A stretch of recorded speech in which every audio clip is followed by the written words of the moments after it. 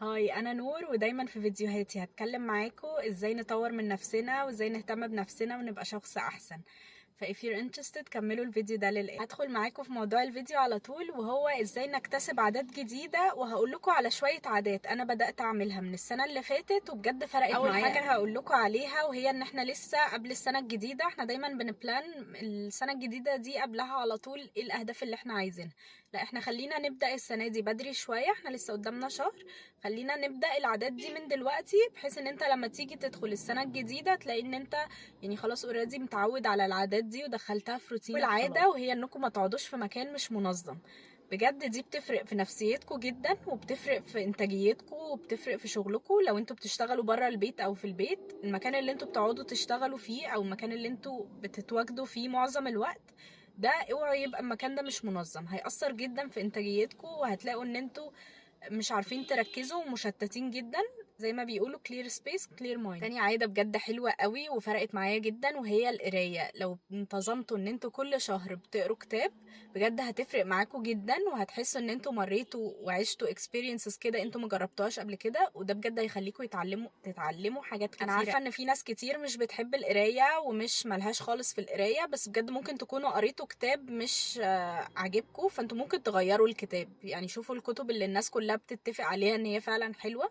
مش بتكلم على روايات خالص، انا بتكلم على الكتب اللي فيها حاجة تنميك، هتعلمك حاجة. تالت ورابع عادة فرقوا معايا قوي، وهما بيسموهم الخمس دقايق والخمس ثواني. ايه الخمس دقايق دي؟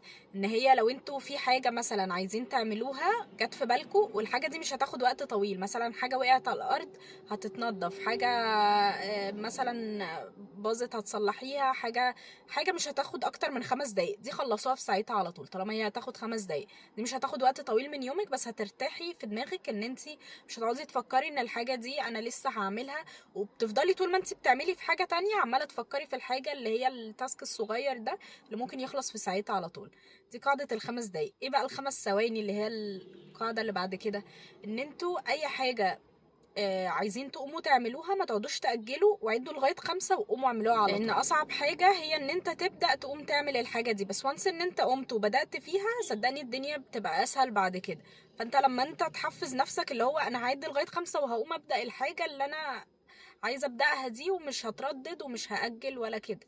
فلو اتعودت تعمل ده بجد هتفرق معاك. خامس عاده وهي انك تصحى بدري، وتصحى بدري يعني تنام برضو بدري. فانت لو اتعودت ان انت تنام بدري هتبقى قادر تقوم الصبح بدري، مش هتقوم متاخر. بجد الصبح ده هتلاقي فيه بركه، وهتلاقي الوقت طويل جدا عن الوقت بالليل. شوف كده اي شخص مثلا بيصحى الساعه 1 الظهر وبينام مثلا 1 أو 2 بالليل، وشخص تاني مثلا بيصحى 6 الصبح وبينام مثلا على الساعة 9، هتلاقي الشخص ده والشخص ده لو قارنت انتاجية ده بانتاجية ده هتلاقيها 3 أضعافها. مش ببالغ بجد. الوقت الصبح لحد حتى وقت الظهر، يعني لو انت بتقوم مثلا من 6 الصبح ل 12 الظهر، الوقت ده بجد يعني بيعادل 3 أيام. هقول لكم بسرعة ال5 عادات دول تاني عشان ما تتلخبطوش وما تنسوش حاجة. أول عادة ان احنا نقعد في مكان منظم. تاني عادة ان احنا نبدأ نقرا كتاب.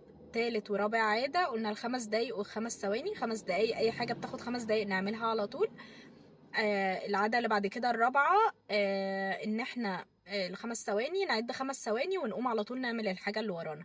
خامس وآخر حاجة إن احنا ننام بدري ونصحى بدري عشان تكون إنتاجيتنا. نيجي بقى للخطوة اللي بعد كده اللي هو ازاي إن احنا ننتظم على العادات دي ونواظب عليها.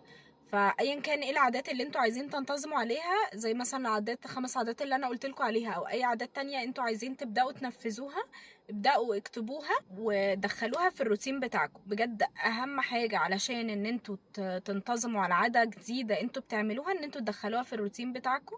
ما تبقاش حاجة كده انتوا سايبينها بالحظ او انتوا مش عارفين هتعملوها امتى. لا، دخلوها في الروتين بتاعكم واربطوها مثلا بميعاد حاجة ثابتة انتوا بتعملوها. مثلا انت عارف ان انت بتتغدى الساعة 12 مثلا، فانا بعد الغدا على طول هعمل العادة الفلانية. بعد الصلاة على طول انا هصلي وهعمل العادة دي مثلا. تاني حاجة العادات علشان يبقى اسمها عادة وانتوا خلاص انتظمتوا عليها وبقت من ضمن الروتين بتاعكوا ده، لازم تنتظموا عليها من 25 ل 30 يوم. فانتوا هتتعبوا قوي اول 25 و 30 يوم دول، بعد كده هتبقى حاجة بتتعمل تلقائية جدا وفي الروتين بتاعكوا زي ما انتوا عايشين باقي روتينكوا عادي جدا. بس كده، ده كان فيديو النهاردة، وقولوا لي رأيكم فيه وتحبوا اتكلم معاكم في ايه في الفيديوهات اللي جاية.